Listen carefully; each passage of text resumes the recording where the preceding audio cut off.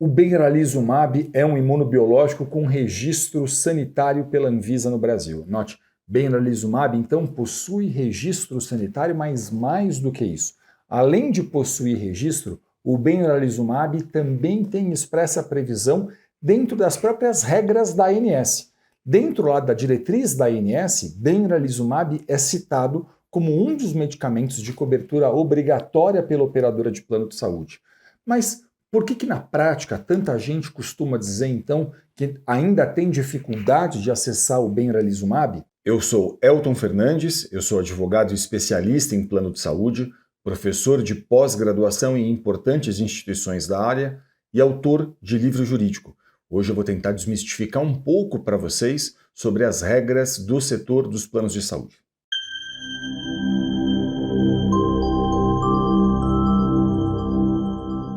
Olha, eu vou explicar isso aqui para vocês de uma maneira mais técnica, como quase um professor de direito, porque essa não é uma matéria muito tranquila de a gente explicar. Vamos lá, vamos pensar o seguinte. O rol de procedimentos da ANS, o que é? É a Resolução Normativa número 465 de 2021. Isso é o que a gente tem como rol de procedimentos da ANS. Então, o anexo 1 diz assim que medicamentos imunobiológicos, subcutâneo, intramuscular ou endovenoso têm cobertura obrigatória. Mas é o anexo 2, é essa resolução no anexo 2, que vai estabelecer quais são as condições que o paciente precisa preencher para acessar esse tratamento. Então, o que você pode fazer? Depois de terminar esse vídeo, calma a ansiedade agora. Você vai fazer o seguinte, você vai entrar na Resolução Normativa número 465 de 2021 da ANS e você vai procurar o anexo 2 e vai clicar no anexo 2. Quando você encontrar o anexo 2, você vai direto para o item 65 desse anexo. O que é o item 65? É justamente onde está listado esse medicamento. É justamente onde a gente vai encontrar menção a esse medicamento. E aí, dentro desse item, você vai ler o seguinte, olha, você vai procurar ali a sua doença e entendendo ali qual é a sua doença, você vai ler a regrinha de cobertura que a ANS estabeleceu para que um paciente possa acessar o tratamento com esse medicamento, ok?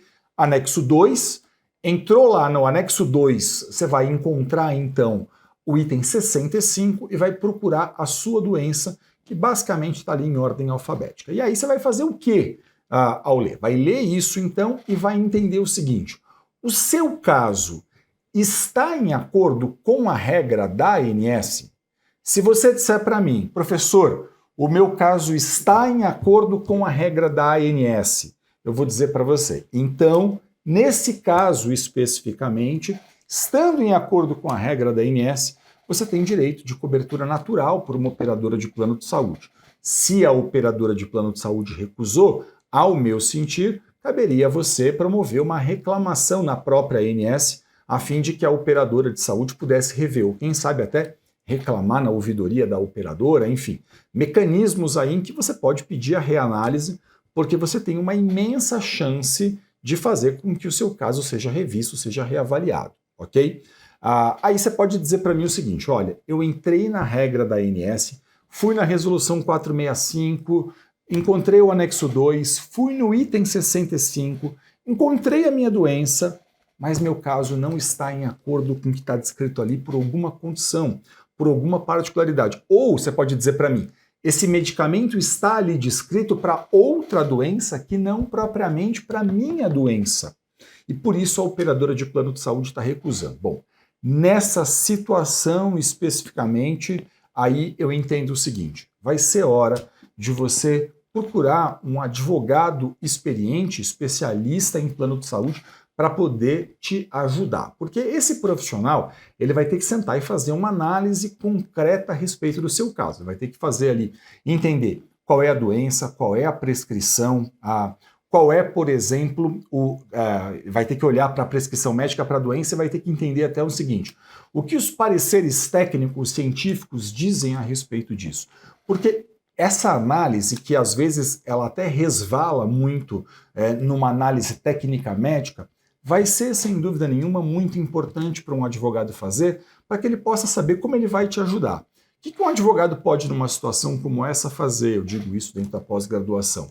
Ele pode, por exemplo, primeiro, formalizar junto com você uma reclamação na INS, formalizar junto com você uma reclamação no plano de saúde, se você quiser, se o seu caso, por exemplo, está em acordo com a regra da INS, né? Porque a gente pode pensar o seguinte, de acordo com a regra da INS, compete à INS fiscalizar. Elton, não, meu caso não está em acordo com a regra da INS. Bom, então esse advogado que eu mencionei, ele vai ter que fazer uma análise mais técnica, mais científica sobre a prescrição, para saber, por exemplo, tem indicação técnica na bula? Não está na bula, mas está em acordo com a ciência?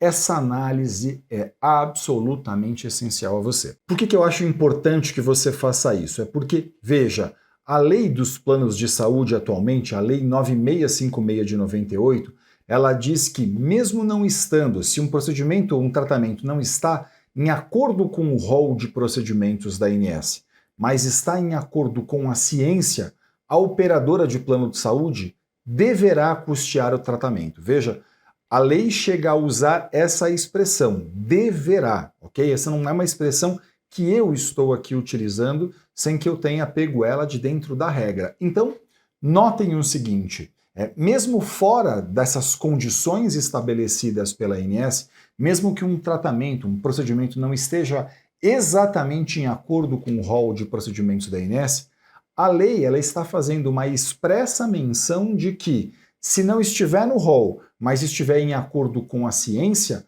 a operadora de plano de saúde deve fazer a autorização disso.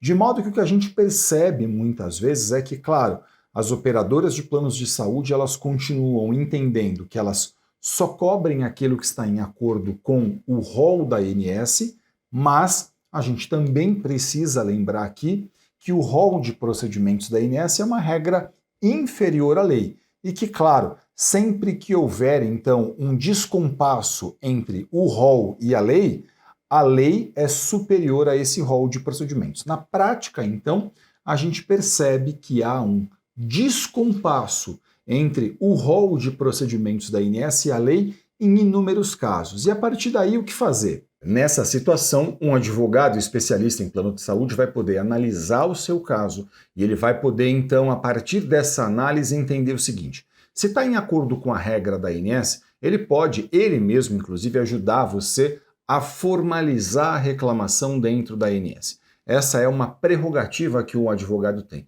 que esse profissional possui. E aí, claro, se não estiver em acordo com a regra da ANS, ele vai ter que entender o caso, analisar se é, por exemplo, a situação de mover eventualmente uma ação judicial contra esse plano de saúde, a fim de buscar no Poder Judiciário a cobertura desse tipo de tratamento. Okay? Então, essa é uma possibilidade que o advogado possui. E claro, você deve estar perguntando, mas será que se eu tiver, por exemplo, que mover uma ação, como é que isso funciona? Né? Como é que seria isso na prática? Isso não vai levar muito tempo? Deixa eu explicar um pouquinho para vocês essa questão. Olha, a ação judicial é um procedimento. Esse procedimento, por exemplo, ele pode ser feito com um pedido de liminar. O que é um pedido de liminar? Né? Um pedido de liminar é um requerimento que você faz a um juiz pedindo que ele determine desde logo, desde o começo do processo, o fornecimento do tratamento que aquela pessoa precisa. Então, por exemplo, se você demonstra para um juiz que existe um direito e uma urgência, o que o juiz pode fazer? Ele pode determinar desde logo o fornecimento daquilo que você está fazendo o pedido. Então, ele olha para o caso, ele sabe que um processo vai ser longo, e bem porque o juiz sabe que um processo vai ser longo, muitas vezes ele vai poder dizer o quê? Olha, estou entendendo que nesse caso, esse beneficiário aqui ele não pode esperar o final do processo para poder usufruir desse direito.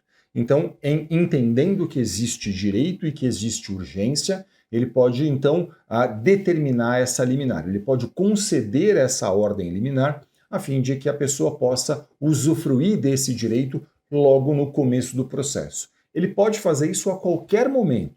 A qualquer momento da ação judicial, mas é mais comum, por exemplo, que haja essa análise desde logo, desde o começo, a fim de que, demonstrando que existe direito, demonstrando que existe urgência, que seu caso está em acordo com a lei, que o relatório médico faz a indicação clara de que há uma urgência, de que o caso está em acordo com a ciência, por exemplo, ele possa, então, fazer a determinação disso. E note, Esse processo hoje, em todo o Brasil, é inteiramente eletrônico. Então, assim, do Oiapoque ao Chuí, não importa onde você esteja, um processo judicial é inteiramente eletrônico. Imagina que você mora na cidade de São Paulo e você vai conversar com um advogado de São Paulo. Esse profissional vai mover uma ação judicial eletrônica. Hoje existem até audiências que são feitas de forma eletrônica, embora nesses processos especificamente que envolvem plano de saúde, é incomum que haja a necessidade de uma audiência. Pode haver a necessidade de outras questões, outras provas dentro do processo, mas audiência, participação de audiência, não. Em geral, isso não é feito, mas, claro, é sempre muito importante que você converse com um profissional especialista em plano de saúde, a fim de que esse profissional possa analisar as particularidades do seu caso, entender se cabe ou não, qual o caminho vai percorrer, se entender que cabe, e esse profissional vai poder orientar você em acordo com as especificidades do seu caso. Você vai poder dizer para mim eventualmente, mas eu não conheço ninguém que seja especialista nisso. Veja, deixa eu falar uma coisa para vocês.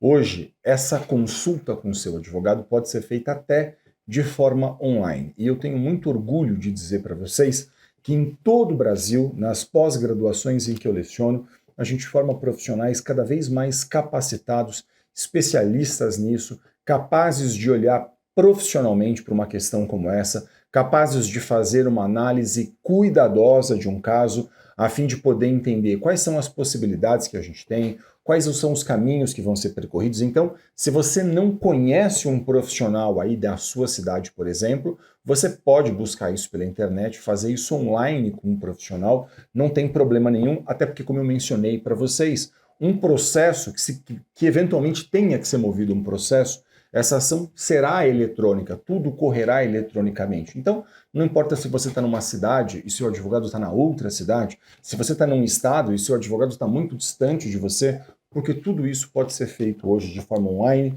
e eu tenho muito orgulho de poder dizer que em todo o Brasil a gente forma nas pós-graduações em que eu leciono profissionais muitíssimo capacitados para lidar com esse tipo de questão. Então, eu sugiro muito que você converse sempre com profissionais especialistas nesse tema.